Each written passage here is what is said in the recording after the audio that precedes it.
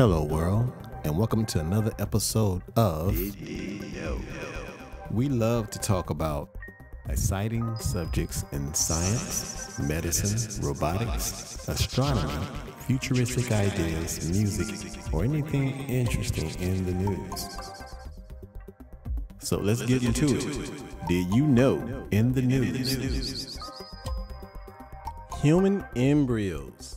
Scientists have achieved a groundbreaking advance by creating synthetic human embryos using stem cells, eliminating the need for eggs or sperm. Now, these model embryos resemble early stage human development and can offer a valuable insight into genetic disorders and the causes of recurrent miscarriages. However, this achievement also raises significant ethical and legal concerns, since in these lab-grown entities fall outside the scope of legislation in most countries, including the UK, which this article was written in.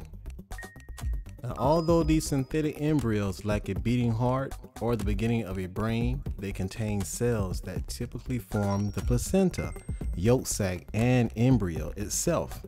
These embryos are not intended for clinical use, as it is illegal to implant them into a patient's womb, and it remains uncertain if they can mature beyond the earliest stages of development.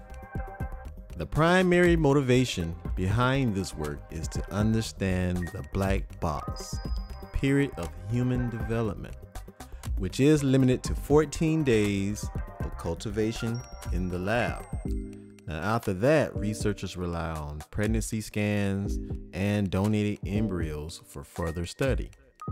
By modeling normal human embryonic development using stem cells, scientists aim to gain valuable information about the initial stages of development and identify potential abnormalities.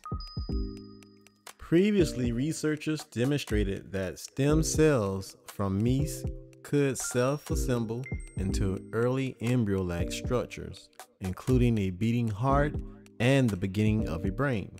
Now, several teams have successfully replicated the earliest stages of human development. The Cambridge Caltech lab recently has cultivated the embryos to a stage just beyond the 14-day limit, reaching a development milestone called gastrulation. Now, at this stage, the embryos lack a beating heart, gut, or a formally formed brain, but they exhibit premortal cells that serve as precursors to egg and sperm. Now, the rapid progress in this field has outpaced legal regulations, promoting scientists to develop voluntary guidelines to govern research on synthetic embryos. However, there is a crucial unanswered question regarding whether these structures have the potential to develop into living beings. Synthetic embryos grow from mouse and monkey cells, did not develop into live animals when implanted into a female meese and adult monkeys, respectively. The barrier to further development remains to be seen, leaving scientists wondering, being curious, whether it's a technical obstacle or has a more fundamental biological cause. As a result, there is an urgent need for more vital legislation to address these unknown potentials and ensure ethical backgrounds are respected. What do you all think about this? Leave me an opinion, let me know. Until next time, stay safe, and I'll talk to you soon.